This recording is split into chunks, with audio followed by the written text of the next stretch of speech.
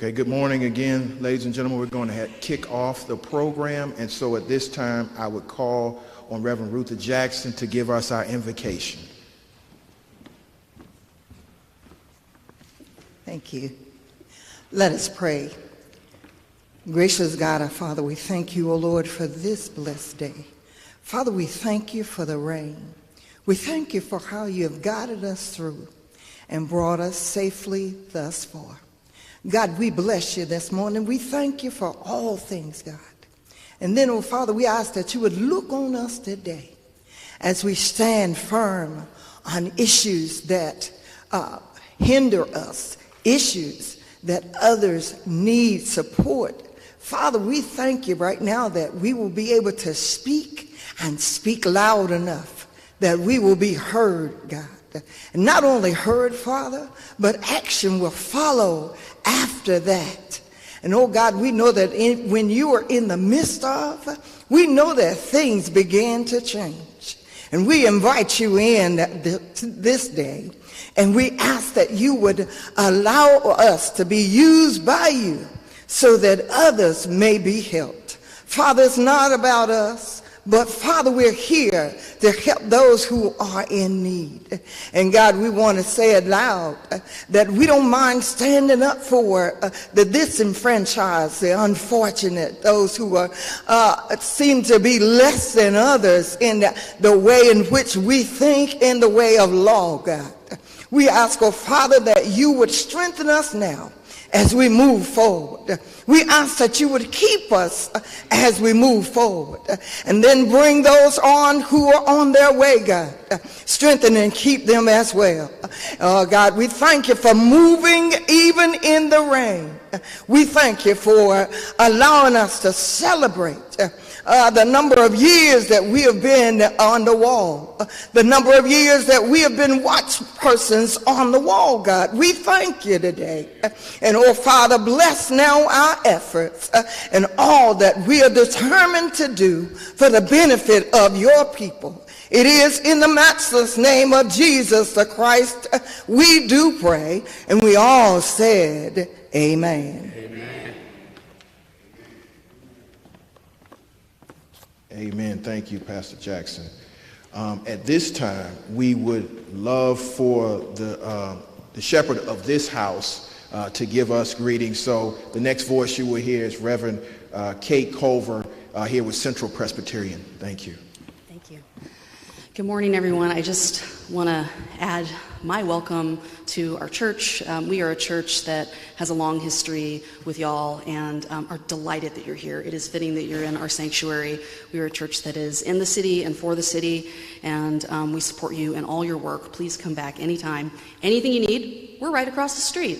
I'm praying for a fruitful day, and again, delighted that you're here. Welcome.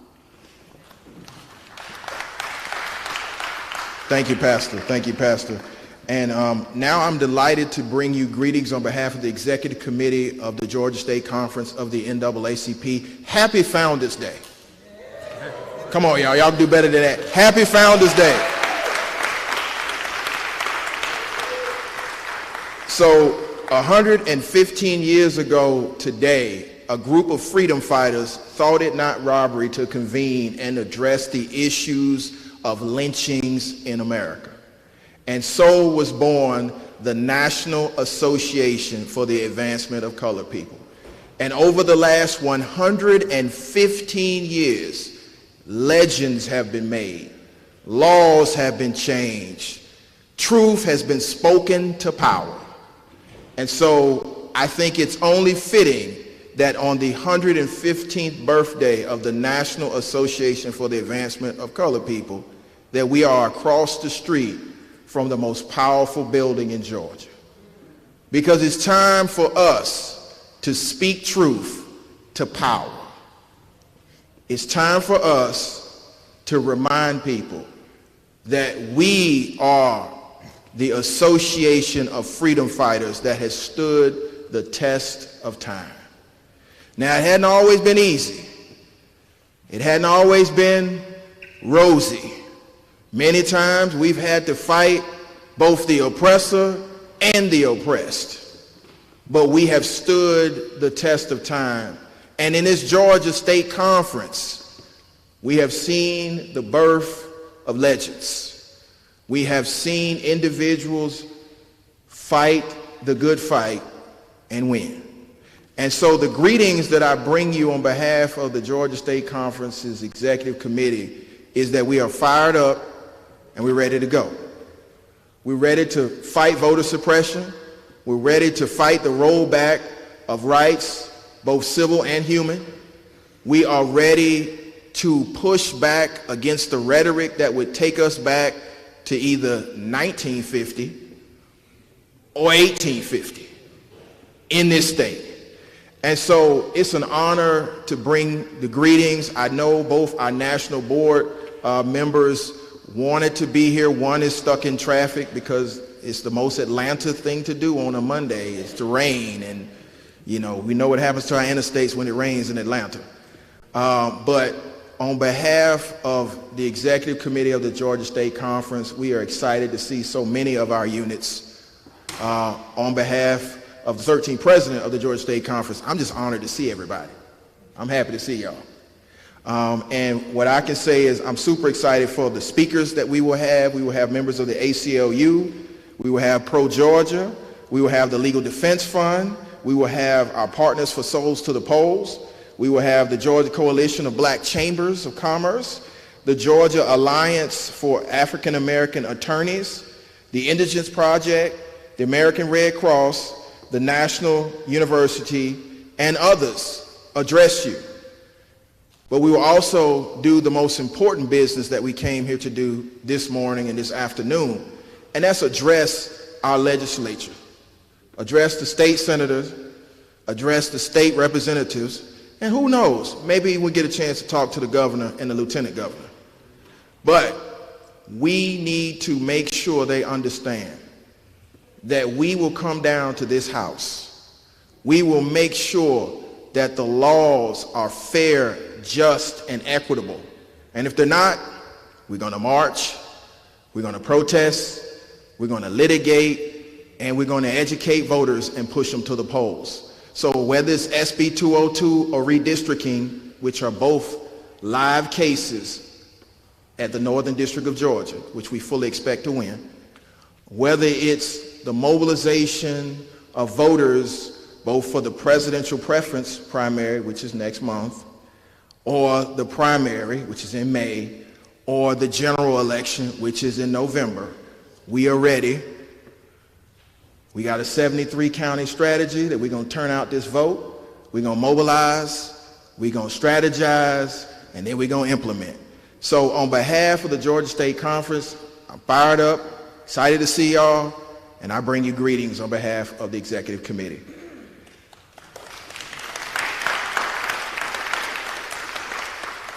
So with that, we will pause in the program. Again, our national board member, Ed DuBose, I know he is en route, and so hopefully he'll be here in a few minutes to bring you greetings on behalf of the national board, and then we will talk about the purpose of the NAACP Day at the Capitol with our chair, Political Action Chair Vivian Moore, and then we will shift into our speakers.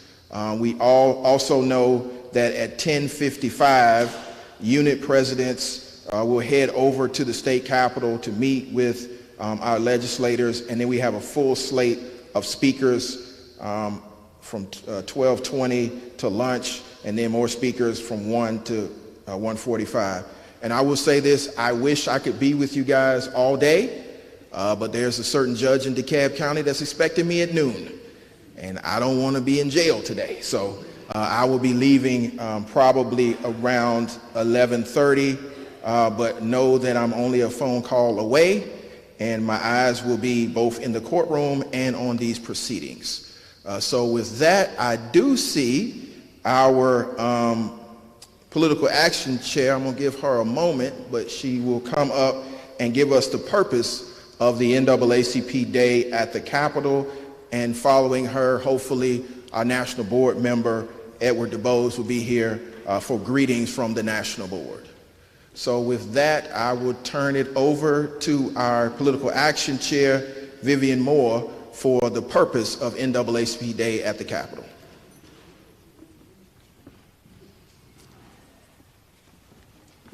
Hope traffic wasn't too bad. Thank you, Mr. President. Good morning, everybody. Good morning. And it is a beautiful morning with all of that good sunshine that's coming down, right? But we're glad you all are here, and I am just a pleasure to see each and every one of you. The purpose today, the purpose is to continue what our ancestors has already started for us in 1909. And what we're going to do today is learn the roadmap to continue what they started.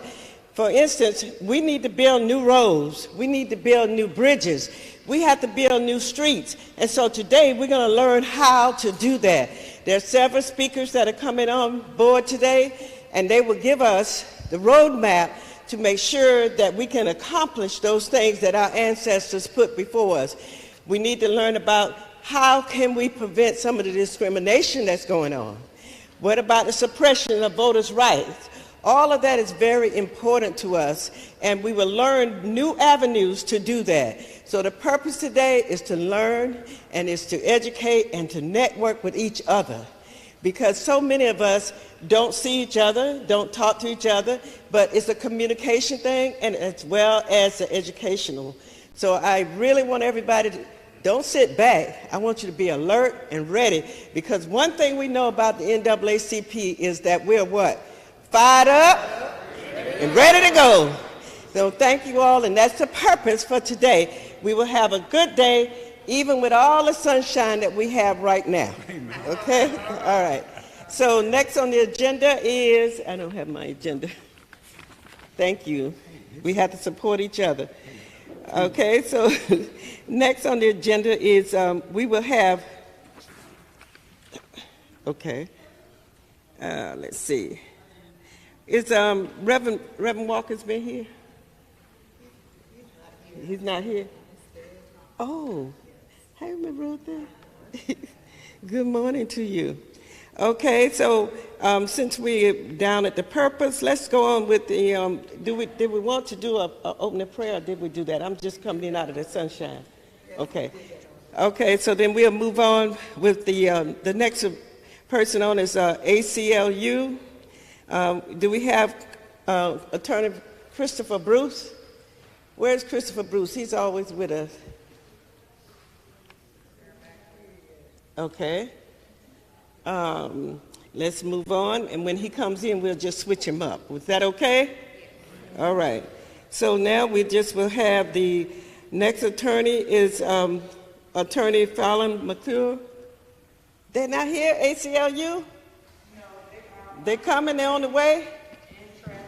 In traffic. Attorney Gala is going to do hers and Chris Bruce. Okay. So, Attorney Chris Bruce. We down to this one. Is Denise in on the vote here? Denise, I don't see Denise. So the one that we do have, that is here. We're just going to keep going. Yeah. So, Denise is not here. When they come in, we'll fill in those gaps. Hey. Vincent, are you on? Yes, he's here. He is ready. He's supposed to go on that road. You can go ahead. But you know what? I used to be a Girl Scout, and we have to be ready, right? Okay, so we have Mr. Vincent Terry, and Mr. Terry is supposed to be all the way at the bottom, but he's at the top this morning. And Indigent Project? Yes, Indigent Project. So we'll have, let's give him a hand, Mr. Vincent Terry. Well, first let me say thank you to the NAACP for inviting me to come here today. Today is a great day, and what makes the day great is because you're here.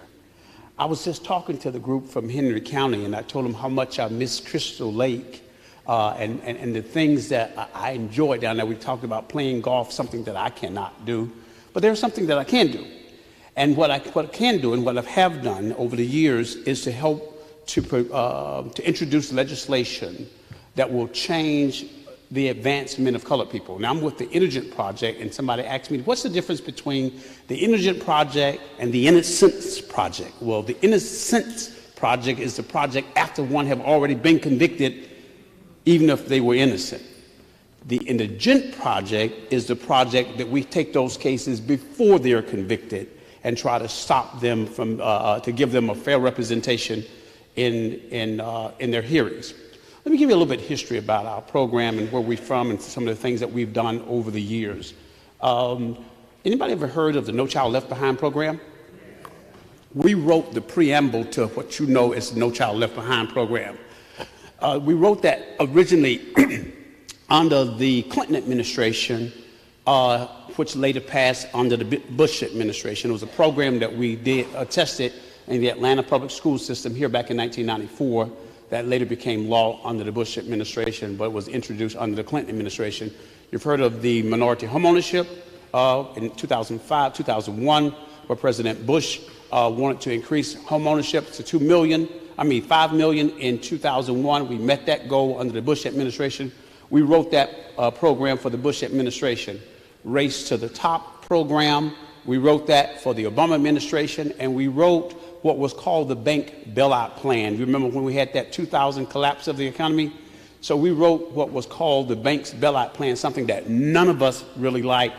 But what we recognized, and what I recognized for my family, that if I didn't do something about it, my family was going to be probably more affected than anybody else.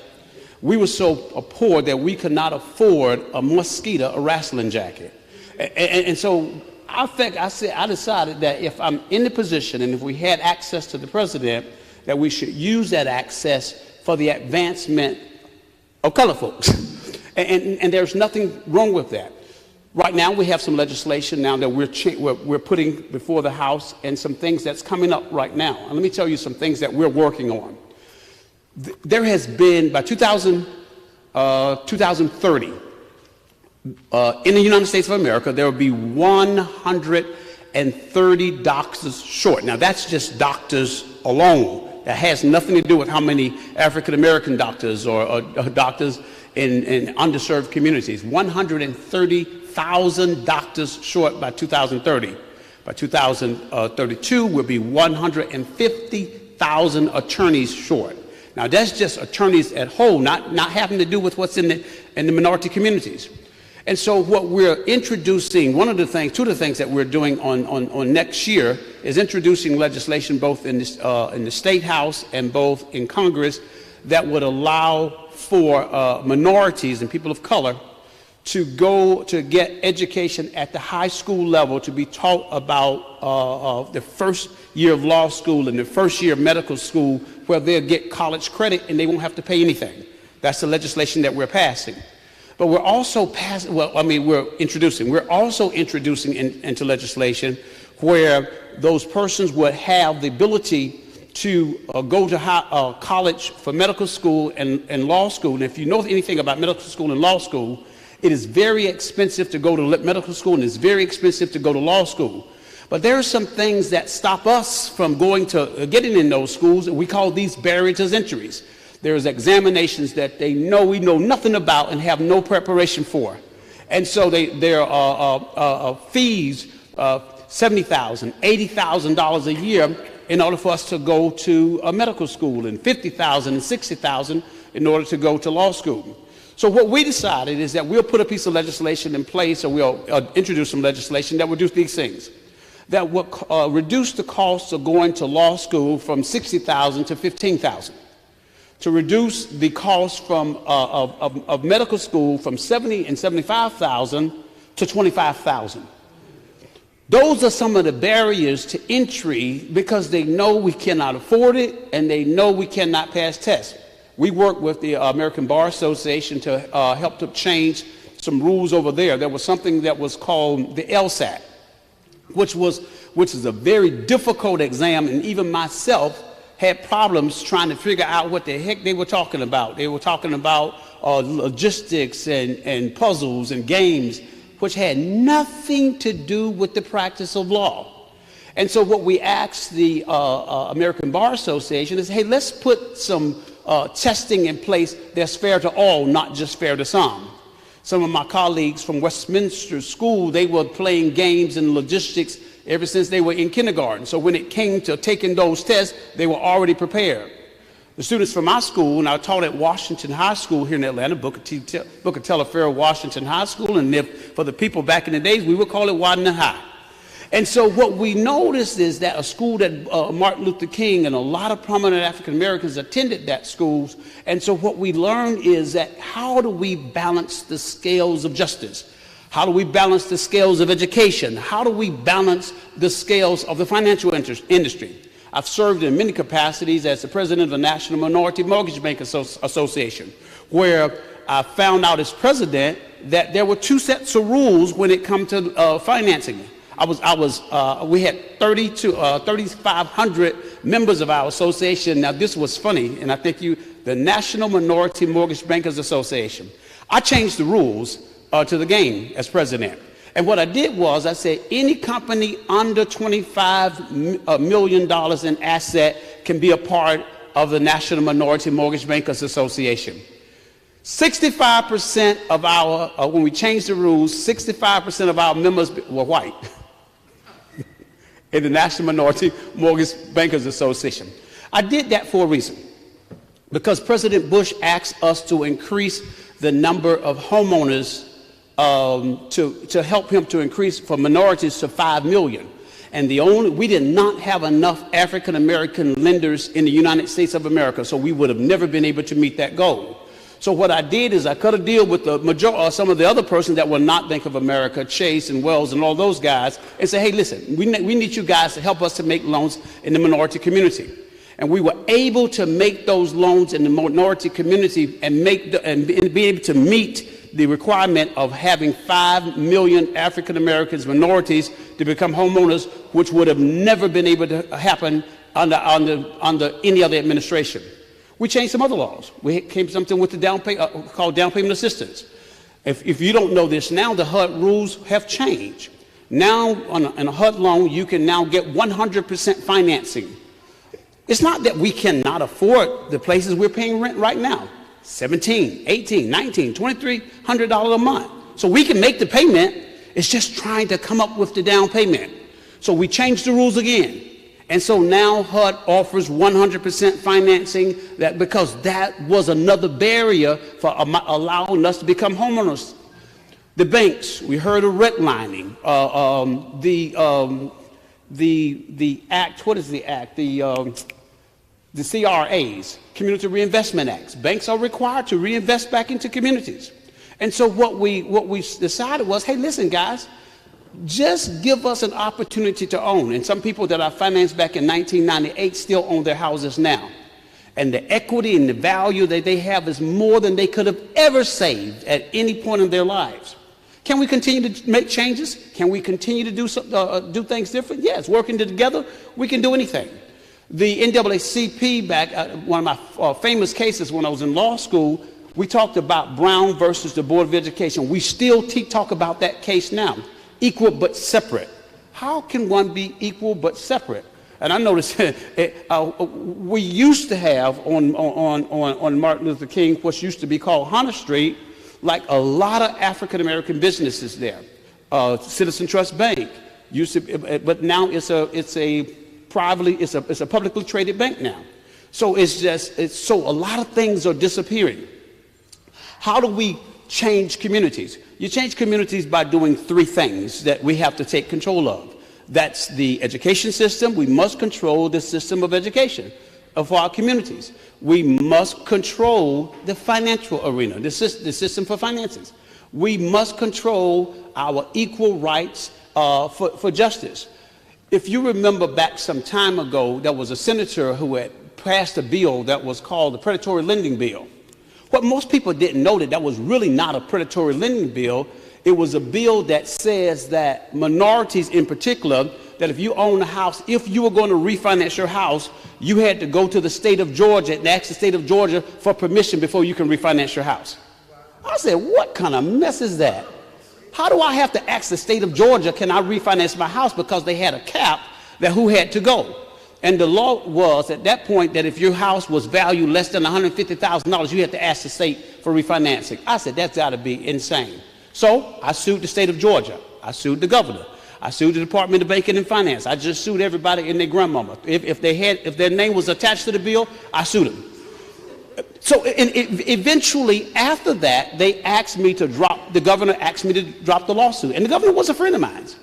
The governor asked me to drop the lawsuit, and I told the governor, I said, Governor, when you change the laws, then I'll drop the lawsuit. He said, well, Vincent, go ahead and drop it, and we'll get it changed in the next legislative session. I told the governor, I says, if you are the governor, the next legislative session. So there was another governor that replaced that governor. And that governor had his attorney general to call me and ask me to drop the lawsuit. And I told the governor, was when you change the laws in the state of Georgia that will not discriminate against minorities and try to hold us in some corner, then I'll drop the lawsuit. And so they would not change the lawsuit for a while. So I wrote a letter to President Bush. And here's the letter that I wrote to President Bush. I said, it took Republican President Abraham Lincoln to free the slaves. Now I got to call on Republican President George W. Bush to allow black folks to have fair lending in the state of Georgia. He contacted the governor, and of course they called me and cursed me out and called me all kind of names. But you know, we do these photo shoots in front of the camera, but when we get behind the scene, that's when you don't see what really happened. And I can't say some of the words that the governor said to me, but they passed the legislation. They provided reform for minorities that we didn't have to no longer have to go and take a class before we can refinance our houses to get the equity out of our houses. And so we passed that legislation. It changed. We repealed the law. And the governor, I remember after we did the photo shoot, it was the funniest day of my life. The governor took the bill. He said, Vincent, here's your effing bill. Now drop your lawsuit. Well, I picked the bill up off the floor, I whipped my thumb, and I told the governor, when the ink dry and you file it with the Secretary of State, I'll drop my lawsuit. Because we have to see it all the way through the end. And that's what the NAACP has done for 150 years. We have the ability to change anything that we want to change. The powers of the courts, the power of the people, the mere fact that you have the ability to go forth and to get people to get out and vote, that's the most powerful tool that you have. I remember working from the Clinton administration one time in North Carolina, and North Carolina was a red state at that point. And so they said, well, Vincent, what are you going to do? Because President Clinton asked me to come and develop a program that he could win certain counties, because they were going to use this as a national model. I took 500 students from Washington High School. I told my principal we were going on a field trip. The thing is that we had to have balance. I had one student that said they wanted to work for Bush, and 499 students that said they wanted to work on the Clinton campaign. Fair enough to me. The field trip went forth. And after the end of the field trip, we were able to win the Mecklenburg County and 5 other counties in North Carolina, and President Clinton used that model for getting out to vote early for elections throughout. I was called by President Al Gore. We did the exact same thing for Al Gore. I get called by Republicans and Democrats, and I remember when the Bush administration called me and asked me to come and be a part of his administration. I told him at that point, I said, I'm a Democrat. He said, we know exactly who you are. That's why we want you on our team. So you can help us to do things for minorities. Count me in. Republican, Democrat, Independent. It doesn't matter to me. My official party, I changed it just a couple of years ago. I am now an independent Republican. And so that independent Republican means for me that whoever supports my agenda to help my people get to whatever is needed. If my people, which are called by my name, would humble themselves and pray and seek my face and turn from their wicked ways, I will heal their lands. And so here's the things that we have here, is that we have the ability to make change. Change isn't change until we change. Working together, we can make a difference. We will make a difference. We must make a difference. I submit to you today the opportunity to do something that will transform where you are now to where you must go. With the vicissitudes of life, the ins, the outs, the ups and the downs, we're faced with problems on a daily basis. The price of gas, people are making life-changing decisions at the gas pump. Hey, whether they buy gas or whether they get something to eat, whether you buy eggs or whether you buy your medication. We're challenged with a lot of things, but we have the power to change. There's no shortage of money up under that gold dome. And so what I decided myself is I'm going to take it upon myself to do something about it.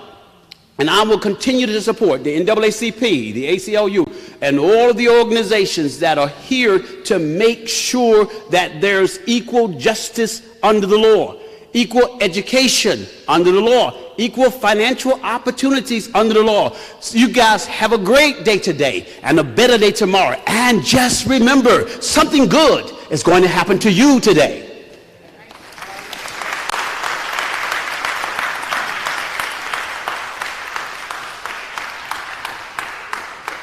I didn't know if this was question and answer time yet, or... Okay, that's fine, because somebody said they had some questions. What were those questions? Yes. My question had to do with the current Senate Bill 63, the cash bill that also criminalizes churches and other organizations from providing assistance. Did you want me to, let me give you this microphone right quick and do this, because I want them to hear this.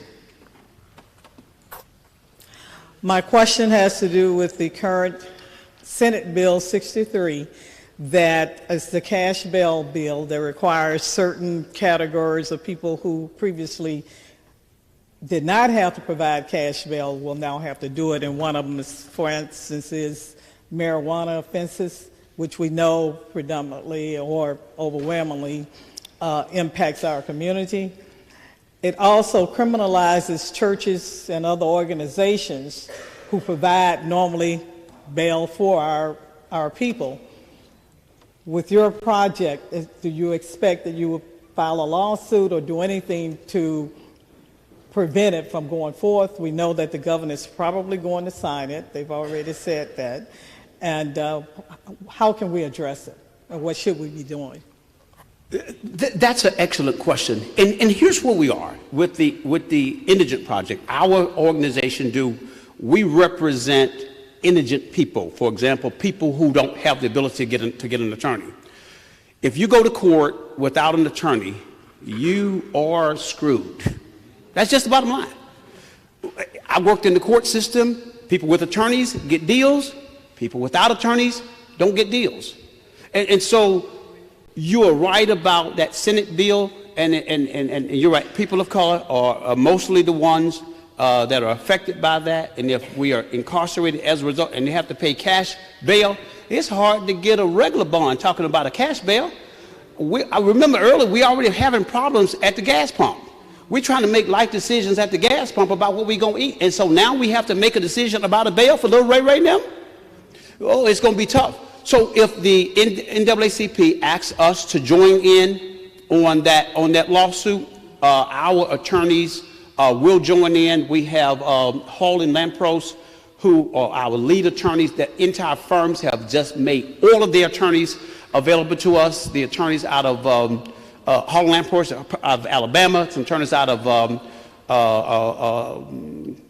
what is California? I just kind of remember the states. California, and we're adding another states. So in law school now, my class are actually donating time to help these legislations that you feel to be important to you.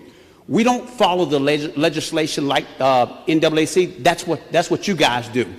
What we wait for is you tell us, say, hey, we need some help on this legislation, or we need you guys to come in and file a lawsuit, or we need you to bring a party who has standing, because if the person don't have standing, it's going to be hard to get that lawsuit. So there are some hurdles that we have to overcome. We're on board with you guys. If you guys tell us, hey, listen, we need you in, we need your attorneys to come in and help on this lawsuit, we need some help on the research, hey, count me in. I love a good fight. Any other questions? Are we done? Are there any more questions to him? Okay. Let's give him a hand. And again, we learn from each other. So thank you so much, Mr. Terry, because now we know we can call on you for support. And to learn these different types of resources, we have to all get together and network. And so if you have a card and you want to give out to... Can I just give my number? Yes, you can. He's going to give his information, So- contact information. So real quickly, Madam, the president from Henry County is going to give it. She's going to give it to her place. But let me give you my telephone number, and this is a cell number. Don't give it to everybody, but give it to everybody. 404-772-6168. That's easy than giving out business cards. 404-772-6168, and our website is indigentlaw.org. We actually checked the website this morning, and she says up and running. She told me some things about our website that I didn't know about. So it's indigentlaw.org, and that number again is 404-772-6168. And just remember, we working together, we can make a difference. All right. Thank you so much. Yeah. Very interesting, isn't it? Yeah. See, we learn something every day, no matter how old or how young we get, we still are open to learning. I understand that we do have representation here from ACLU. Are they here in the audience? I'm sorry. Oh, you're so cute and little. I didn't even... Okay, so you're with ACLU. Yes, ma'am. And you're going to represent Bruce as well? Yes. Very good. So many of you know about ACLU, but now today we're going to bring it to you personally. She's going to talk about criminal justice. And First Amendment. And First Amendment. So, and this is Ms. Fallon, right? Yes, ma'am. All right. So let's give her a hand and welcome her. We need that young education, so help us out, okay? Thank you so much. You're welcome. If you like to sit, you can. My dress might be too short for that. Good morning, everyone. My name is Fallon McClure. I am the Deputy Director for Policy and Advocacy at the ACLU of Georgia. So I manage our team, our legislative team at the state capitol, at the municipal level, and at county commission. I also manage our advocacy team, and so that includes our community engagement events, action alerts, any of those type things. So I'm really excited to be here today. Before I dive into all of the bills that can kind of get overwhelming, I want to encourage everyone. So if you go to our website, acluga.org, and on our home screen, you'll see a blue icon at the top that says 2024 legislative session. And if you click that link, it has our bill tracker. So it'll have a list of the priority bills that we're watching, what posture they're in, meaning what committee they're in, kind of what steps have been taken. And then there's also a link there to a new tool that we have this year called Fast Democracy. And Fast Democracy is a more in-depth bill tracker. And so you can click on any of the bills in there, and there'll be talking points, short explanations of the bill, and then you can also click to follow the bill. So as they come up in committee, and it's an opportunity for you to, email your legislature or contact them or tweet them or whatever, it will be in that system and it will alert you.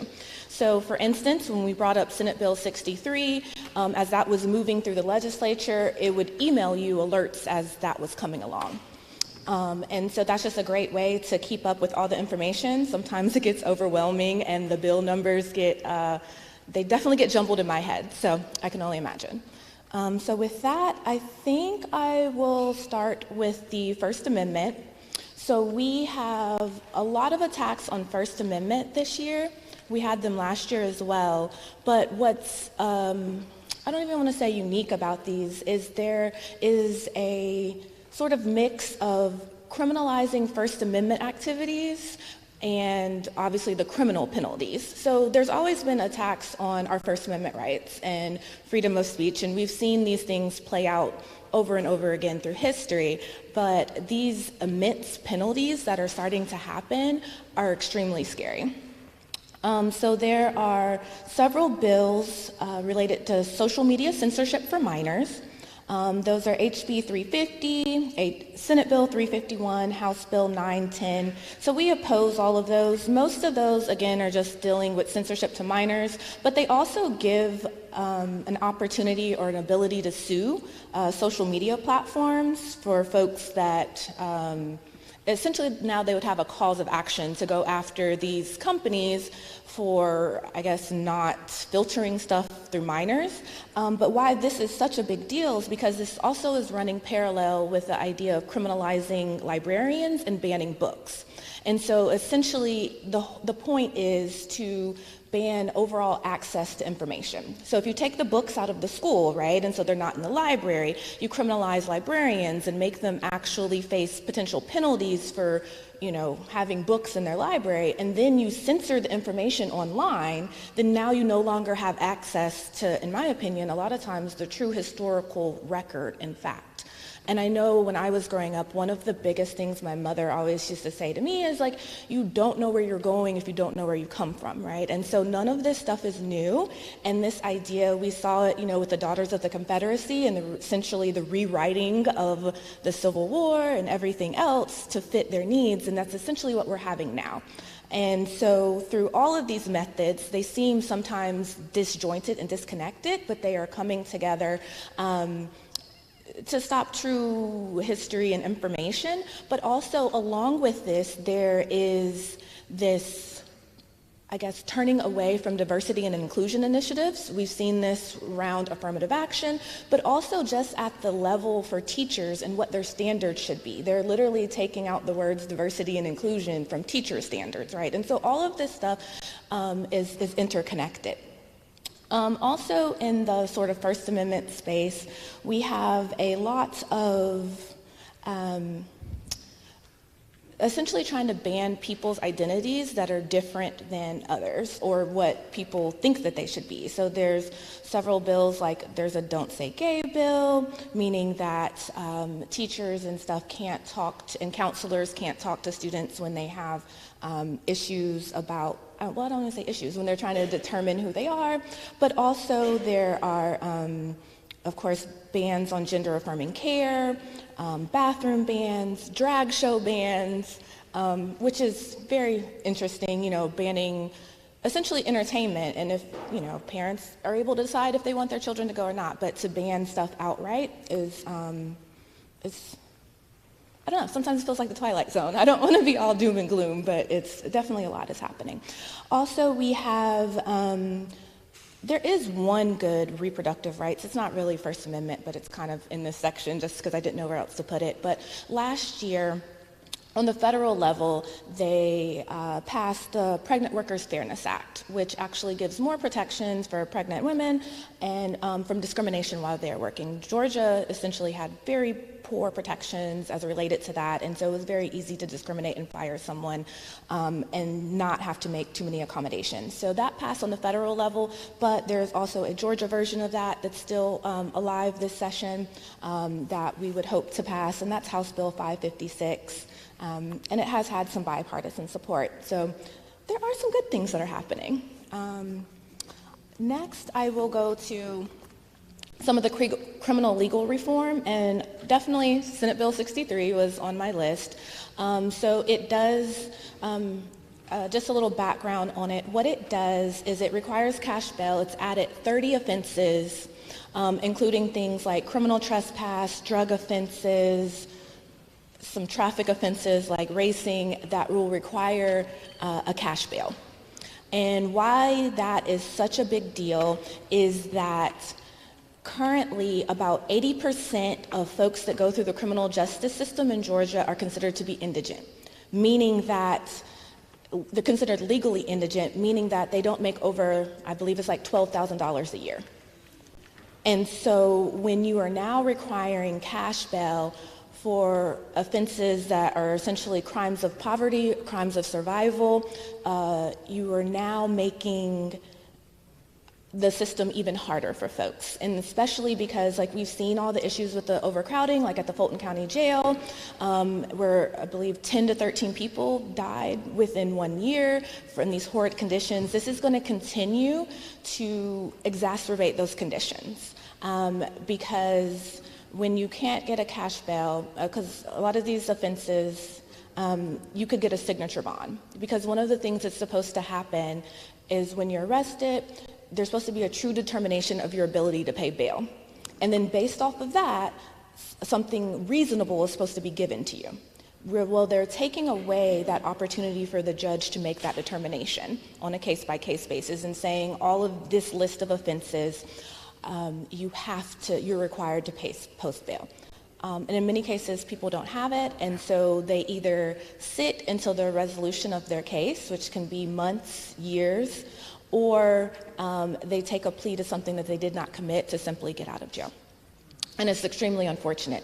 In addition, so this bill actually was introduced last year, and we were able to hold it off last year because two different versions were passed. So one was passed by the House, one was passed by the Senate. So procedurally, what has to happen is they have what's called a conference committee. And so they come together and they try to iron out the differences so they could pass the bill. During that conference committee process is where they added the part about bail funds.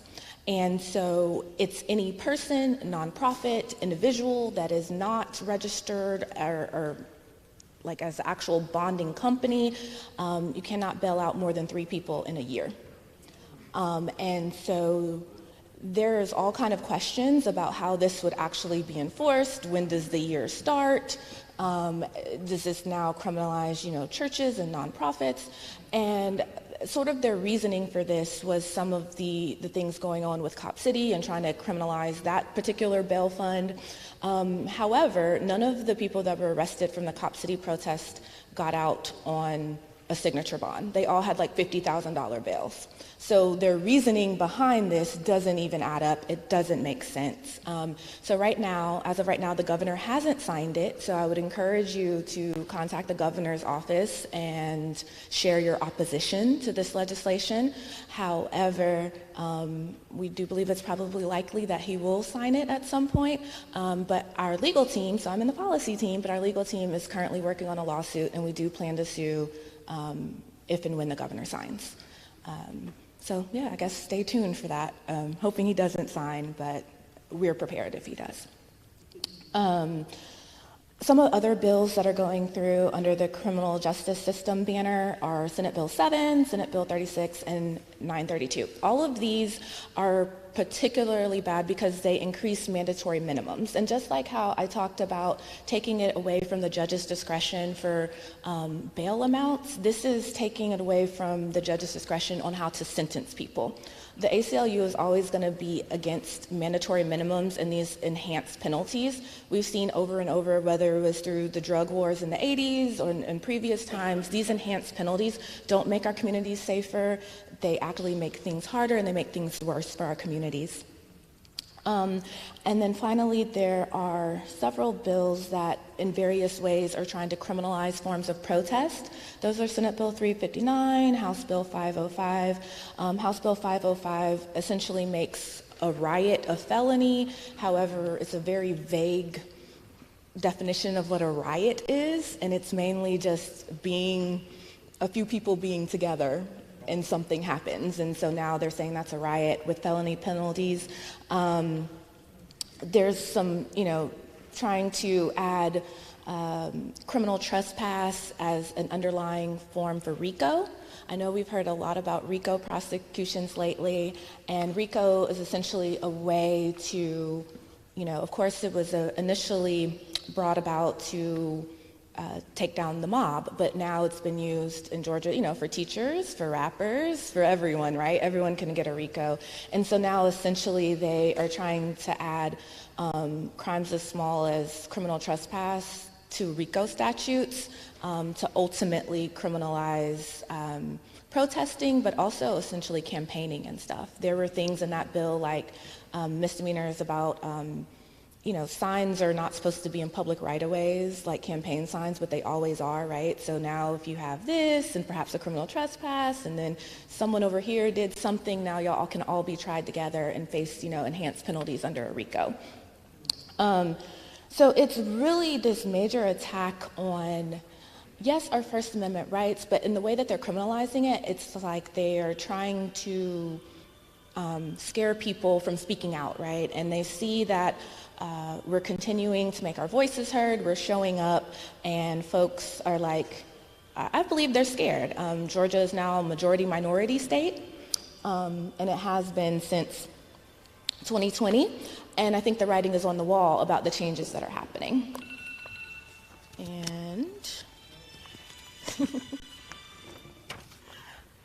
But we do have a couple bills that we are looking to get introduced around privacy and surveillance. That is like the new frontier, and the technology is moving way faster than the law. So we are working on a bill around your biometric privacy, which meaning like your iris scans, your fingerprints, all of these things. How are companies collecting them? Are they selling the data? Are they selling it to police departments? How are they using it? Just to put some standards on how your data is used, hopefully sooner rather than later, because if we wait till they've collected everything, then it's kind of hard to go back and regulate it. We're also working on a bill related to surveillance at K through 12 schools. A lot of times companies are going to school boards and saying, hey, adopt this technology, buy it from us, it's going to make your school safer, but they're not actually providing like evidence for how this is actually going to be used, how it's actually going to make people safer.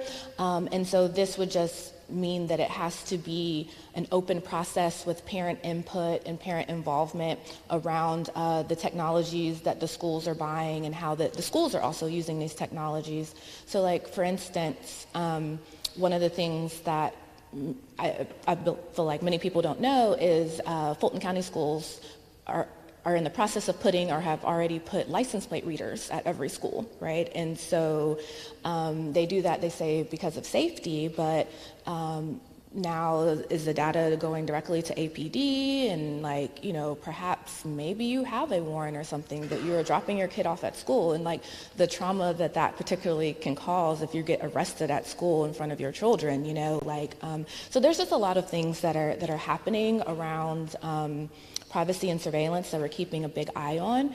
Atlanta, per capita, because of the cameras, is the most surveilled city in the country, and it's the 5th surveilled city in the world.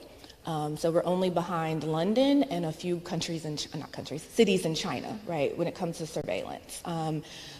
And that's because of, you know, they have Connect Atlanta, where folks are opting their Ring cameras in, and all kinds of other technologies. They're using facial recognition technologies, the license plate readers, and all of these things. And they don't always tell us how they're using them and how they're being put together to essentially track people.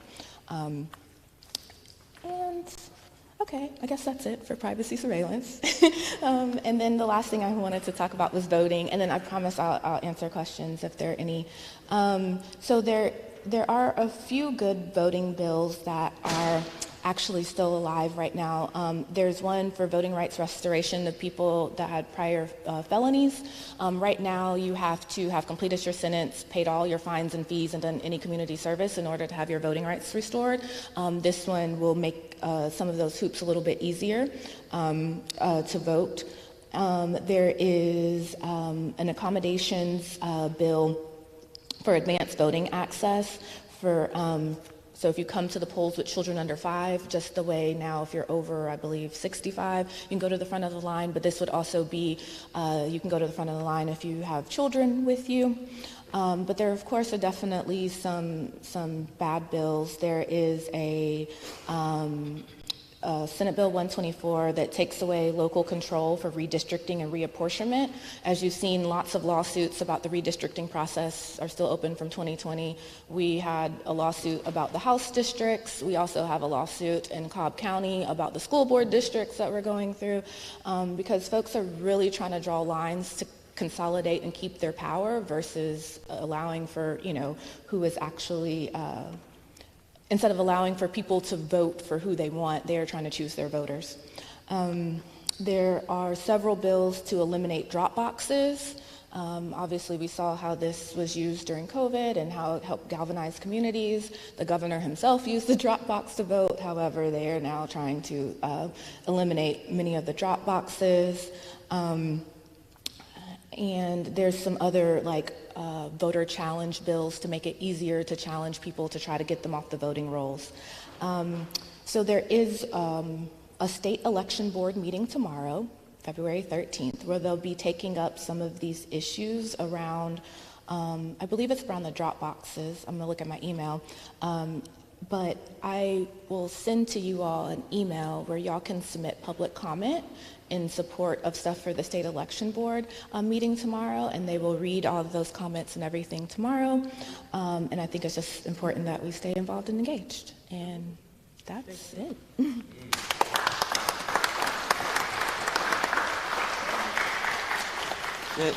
She shared a lot of information, and so I know everybody didn't capture everything, so that's why we're going to get an email with some of these bills that we need to be looking into, whether we support or not support, but we can't get it all into the little 10 minutes or so. So thank you so much for coming. We look forward to an email so we can share with others, because there's so much that we need to be involved in.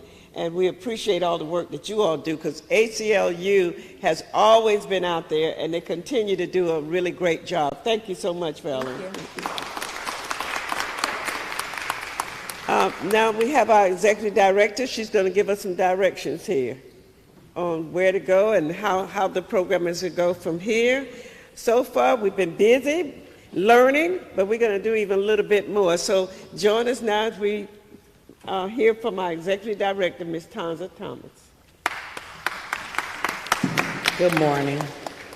Branch presidents, raise your hand. Could you please stand up and follow our first vice president-elect, Kip Carr, to the Capitol for another presentation for the presidents. At lunch, at noon, then you will come back over here, branch presidents, and have lunch with the common folk. And then once that is done, from 12 to 1, we're going to have, after lunch, we're going to have our executive committee members to go to the Capitol, but that's shortly after lunch. Presidents only. I don't mean interim presidents, folk that want to be president, folk that think they should be president. Excuse me. We are going to do this in order. Gwinnett County, I did not call Gwinnett County. I did not call Brenda Cox. Okay. Madam President, from Rome, Sarah Malone, Jonathan Johnson, Houston County, Dominique Conte, Carroll County, Marissa Kelly, Dalton Whitfield, Charlie Doswell, Cherokee County, Larry Lockey, Waycross, Georgia, Jerome Williams, Columbus, Georgia, President Joy Bates, West Metro. Cynthia Finney, Coweta County, and our second vice president of this state, president of the Henry County branch, Dr. Rosalind Matthews, Edwina Clanton, DeKalb County. All of you whose name I just called. I'm sorry, Madam President. Cynthia Edwards, I'm so sorry. Baldwin County, and our third vice president of the Georgia State Conference and president of the Macon-Bibb County branch. All of those names I just called, including Reverend Ivy from the Augusta, Richmond. You called Ms. Westbrook? I did. We got her. All of those names that I just called, is there anybody else? Ken Bryant, Fayette County. Y'all know that's a lot I be keeping in my brain. I just called all y'all names and y'all branches. Woo. So all of you guys are going to follow Kip, and I'm going to give the microphone to our first vice-elect. If you want to be president, but you're a president-elect or acting president, this is not for you. These are for the ones who were elected president. Thank you very much, Madam ED, and I think those instructions were quite clear. To the branch presidents, if you can meet me right outside these doors, and we will go as a group across the street. Thank you so much. And happy Founders Day to everyone. Happy Founders Day. Thank you, Kim. Well, hello, I'm Valencia with Channel 69, the home of Family Feud. I'm putting together a little short piece about this effort here today to go talk to lawmakers. But I wanted somebody, because I couldn't get here on time, to just quickly discuss the top priorities for the Georgia NAACP this legislative session. If somebody could chime in real quick, would you mind doing that? Or is Gerald here? Yes, he's here. Yeah, Mr. Griggs? Yeah. He hasn't come back yet. He didn't come back in. He said he was going to.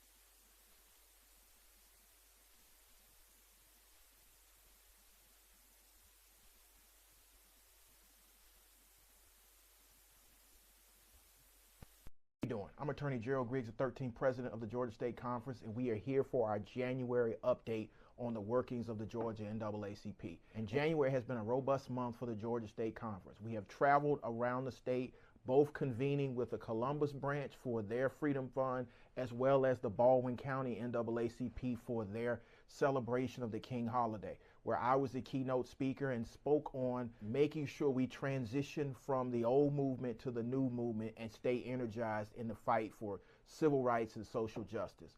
We've also been standing with the families who've been affected by police brutality. We were present with Deacon Johnny Holloman's family as well as their attorneys as they announced the culmination of their civil lawsuit against the city of Atlanta for the untimely death of Johnny Holloman. We also stood with the family of Vincent Truitt, who celebrated his 21st birthday and continued their dedication to getting justice in the Vincent Truitt case. So we've been doing a lot in the Georgia State Conference in the month of January as we transition into February. We have some big events that are coming up in the month of February. So we are calling on all of our unit presidents and many of our members to come down to Legislative Day at the Capitol, which will be February the 12th at the state capitol, where we will convene with legislators to talk about our legislative agenda and our legislative priorities. But we will also be monitoring bills in the state that adversely affect the interests of African Americans and people of color, and that also help to economically empower those same people. So we are focused on legislation.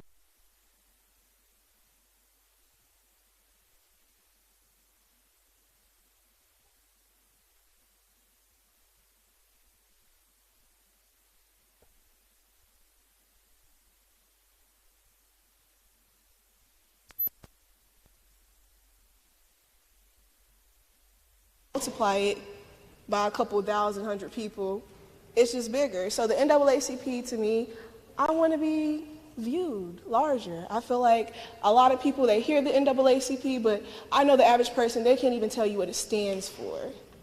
Black kids in my class, they can't even tell you what it stands for. So I feel like especially this year is going to be the year of loudness for the NAACP. I feel like we need to come back even more loud, even more proud, and what it means to me is a community. I grew up as an only child, so when I come to NAACP events, I have fun. I enjoy hearing everybody speak. I enjoy learning new things, and especially today, hearing a lot about, I didn't know that there was bill trackers. I didn't know that I could get on my phone and see every day the progress that we make with the things that we fight for. And yes, that's what it means to me. And I'm glad to be here today. I feel blessed. Sometimes I feel like I still got like a sore thumb. I truly believe that NAACP should have a lot more people in their 20s I feel like we should have a lot more high schoolers here.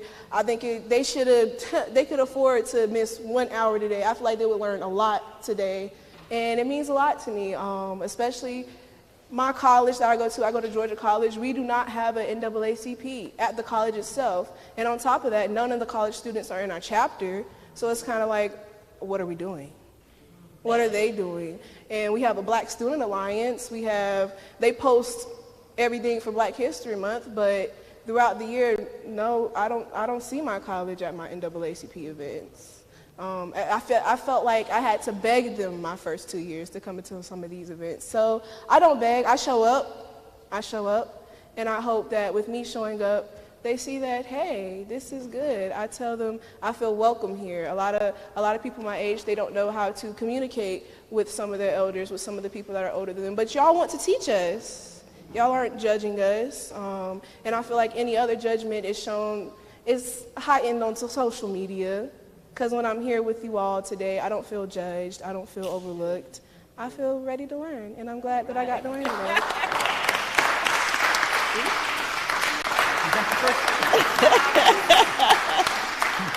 And you did well.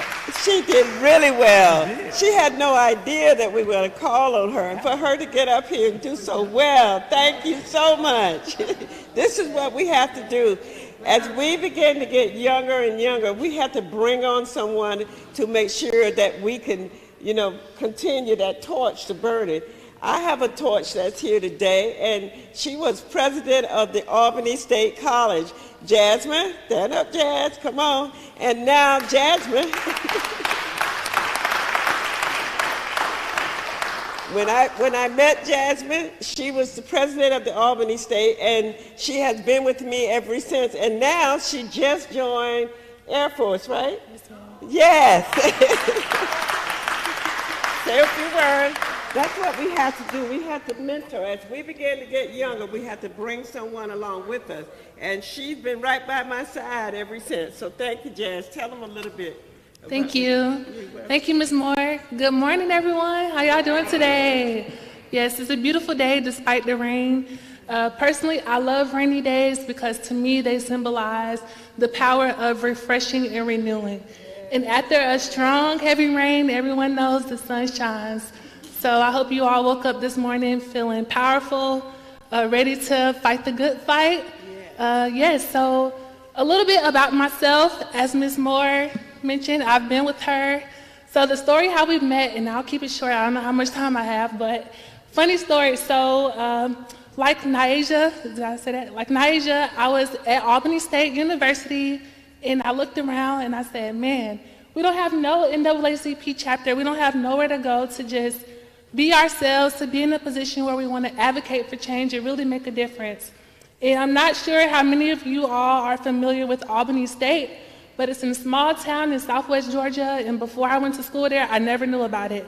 So when I looked out and I seen things, I said, wow, this is not, I can't stand for this. This is not something that I was raised and I was born and I was taught to just walk past things and think that they're okay. There's no reason why the crime rate should be so high in such a small town that's predominantly African American. There's no reason why the education system should run how it's running. And I know these things because not only was I a witness driving back and forth from campus, I was there, I was in the streets, I was jumping off the porch, I volunteered, I did things that I knew was necessary to make a difference in my local community.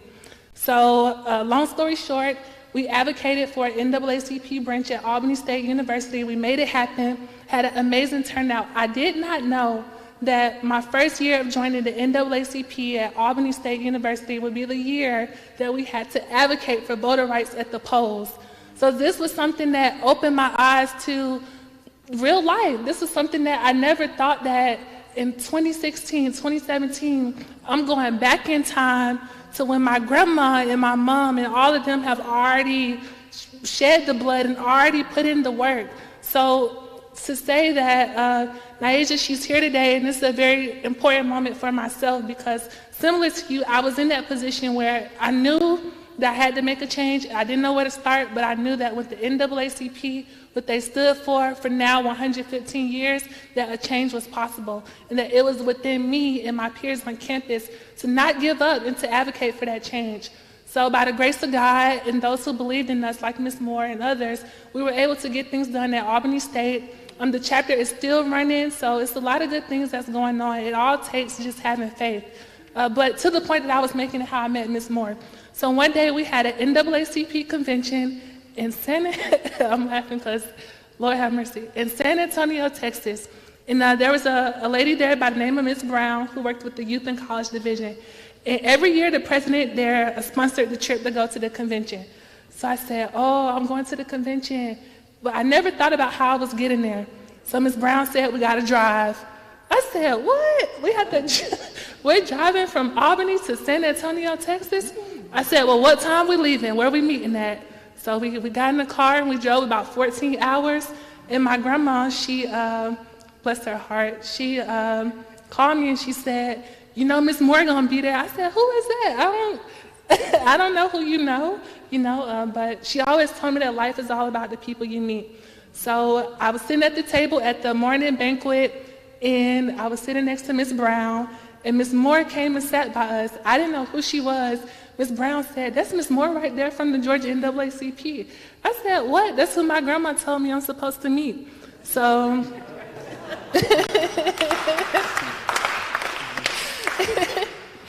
so yeah, that was, and from there, like she said, we've been running ever since. And Miss Moore, she is such a blessing to my life. She's a testament of what hard work and dedication and community look like. She is the epitome of everything that you want to be as a Black woman here in Georgia and in America that really wants to advocate for change. So if y'all don't know Miss Moore, y'all need to get to know her. She makes stuff happen. She's the one. But again, I do want to close out by saying that, for one, thank you all for blessing me with this opportunity to speak. I didn't come up here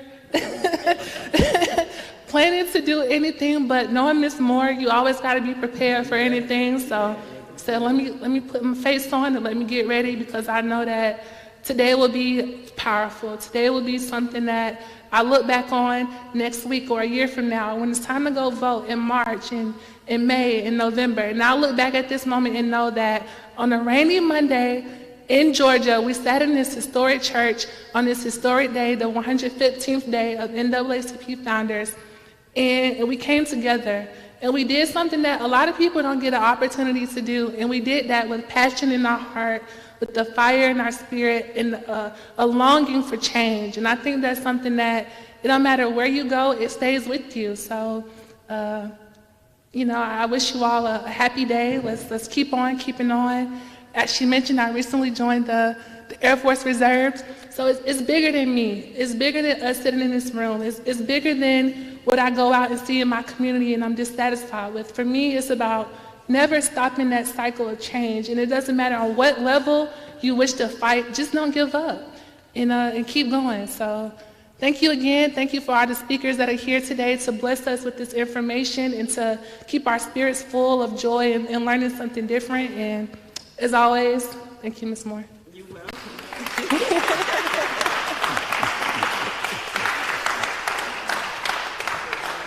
I personally have adopted her, okay? I have sons. I didn't have any daughters, so that's my daughter. But I really want you all to know the one thing I found that we need to do more of is to assist them with finances, because many of them want to do more, but they don't have the funds. So we need to make sure that we help take care of our young people. One thing I want you all to do, if you can, is look up some of the scholarships to help our young people. I am involved with several different scholarships, and one in particular that drew Jasmine was that, and we funded, was it 3 years or 2 years that we gave you funding? But anyway, there's an organization called the Southern Freedmen Scholarship, and what they did was they gave $2,000 every year that you were in school. And so we were able to get that out. And then another thing that we could do is always look and see where the scholarships are for our young people. I am also a person that is employed with the YMCA, and I see the young people every day. So one day a young man came up to me and he said, Ms. Moore, I got to go because I'm at Gwinnett Tech, and I got to be there because it cost my mama a lot of money. I said, well, did you try getting any scholarships for anything? He said, I don't know anything about any scholarships, and neither does she. So we have to try to educate ourselves and our children. There's an organization that I was involved with for many, many years with my son, and it's called Inroads Atlanta, INROADS, Atlanta. And they not only give scholarships, but they give internships. And I was just blessed to be in a position where I knew where some of these resources were, only because I was at the time employed with the Community Foundation for Greater Atlanta. They also give scholarships. And for the AU Center, let's go to it's called the Strickland Scholarship. That is with the Community Foundation for Greater Atlanta. Help our young people. Do what you can. Look up some of these scholarships and internships. My son was so fortunate, he worked at Peachtree Software in Gwinnett County. I didn't know nothing about it. But they not only gave him the scholarship, but they employed him there. And so that was the first thing that we need to do is how can we help young people that are here? They want to be educated. We want to be educated. Many of us didn't have these kinds of opportunities, but I am blessed to say that we are in a Mecca where we can teach others. So that's what I want you all to do. If you don't do anything else, every one of us, as we get younger, we need to make sure we bring somebody with us, okay? Bring a young person with you. That's what the Founders Day is all about. You know, they started it in 1909. And we are still standing strong to this day. That is a true blessing. And so I want to make sure that everybody understands that that's so important, right, Reverend Rufy? Yeah, it's so important because we will die and the program and the whole system will die if we don't bring our young people. So I don't go anywhere without somebody young by my side because I'm a young lady too, you know. That's right. Oh, thank you. But now we're going to we're going to get lunch ready. So how many of you ready for some lunch? Oh, okay. I want you all to stand up for a minute and let's just make sure that we feel good, look good. You already look good, but just stand up and give yourself a little bit. Okay, yeah, stretch a little bit. Okay, now that feels better, doesn't it? Just there you go. You're ready to eat. Yeah.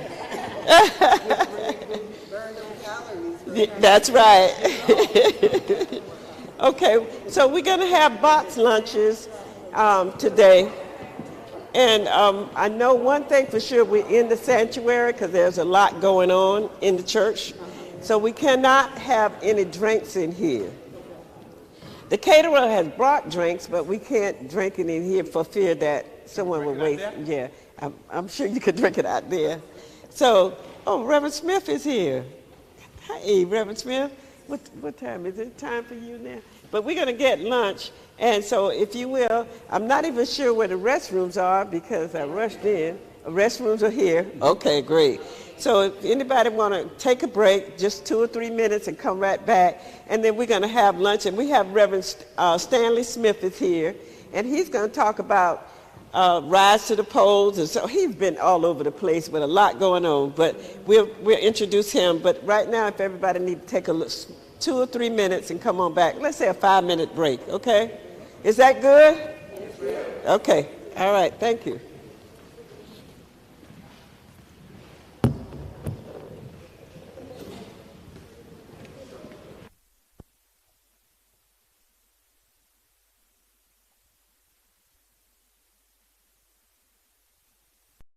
I'm Attorney Gerald Griggs, the 13th President of the Georgia State Conference, and we are here for our January update on the workings of the Georgia NAACP. And January has been a robust month for the Georgia State Conference. We have traveled around the state, both convening with the Columbus branch for their Freedom Fund, as well as the Baldwin County NAACP for their celebration of the King holiday, where I was the keynote speaker and spoke on making sure we transition from the old movement to the new movement and stay energized in the fight for civil rights and social justice. We've also been standing with the families who've been affected by police brutality. We were present with Deacon John Holloman's family as well as their attorneys as they announced the culmination of their civil lawsuit against the city of Atlanta for the untimely death of Johnny Holloman. We also stood with the family of Vincent Truitt, who celebrated his 21st birthday and continued their dedication to getting justice in the Vincent Truitt case. So we've been doing a lot in the Georgia State Conference in the month of January as we transition into February. We have some big events that are coming up in the month of February. So we are calling on all of our unit presidents and many of our members to come down to Legislative Day at the Capitol, which will be February the 12th at the state capitol, where we will convene with legislators to talk about our legislative agenda and our legislative priorities. But we will also be monitoring bills in the state that adversely affect the interests of African Americans and people of color, and that also help to economically empower those same people. So we are focused on legislation in the month of February as we are transitioning in our legislative session. We have to keep an eye on what's happening in the Gold Dome. And that's why it's important, again, that you join us on February the 12th for our Legislative Day at the Capitol, where we will be convening with legislators to make sure that our legislative needs are met in the state of Georgia. On that, we were also proud to join with the Gate City Bar Association, the DeKalb Lawyers Association, and the Georgia Association of Black Women Attorneys for a roundtable legislative conversation between the judiciary and the legislative branch. It was a powerful event at the home of John and Audra Bay, where we convened with the most powerful members of the judiciary, both from the Supreme Court, the Court of Appeals, and many of the Superior Court judges and municipal court judges, as well as our federal judges, and members of the Legislative Black Caucus, where we talked about the interest of African Americans and people of color. We focused on voting rights. We focused on economic empowerment. We focused on criminal justice reform and making sure that the Gold Dome understands the needs of hardworking Georgians, especially hardworking African American citizens throughout the state. So I was happy to be a part of that panel and have that discussion, and we have pieces of legislation that will be dropped very soon that address those needs for criminal justice reform, police accountability, as well as economic investment into African American communities. We're also hearing that coming very soon, there will be a piece of legislation to address reparations and the repair that needs to happen here in the state of Georgia for individuals who are descendants of slaves in this state. So a lot of robust conversation going on under the Gold Dome that affects the interests of African Americans. With that, we are fired up and ready to go. We are ready to move forward into the month of February. Of course, we have our executive meetings. We will have our general membership meetings, and we will meet at the Legislative Day at the Capitol on February the 12th.